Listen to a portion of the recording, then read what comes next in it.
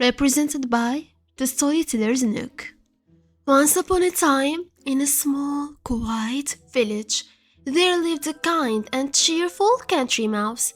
He loved his life, surrounded by fields, trees, and the sound of birds chirping.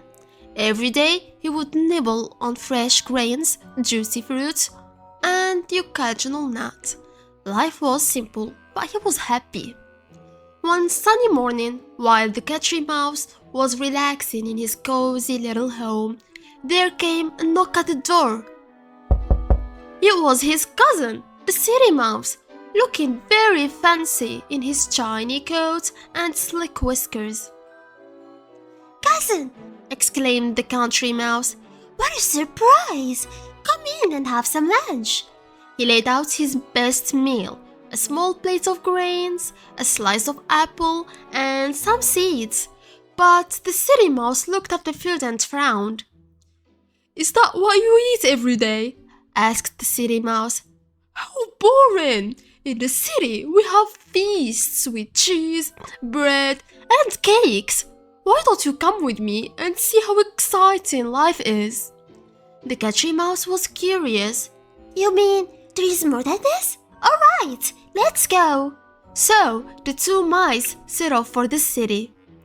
When they arrived, the country mouse's eyes widened. The buildings were huge, the streets were noisy, and the smells of delicious food filled the air. They sneaked into a grand house where the city mouse promised him the most wonderful meal. "Look at this," said the city mouse, pointing to a table filled with cheese, cakes, cookies, and fruits. "Help yourself, cousin."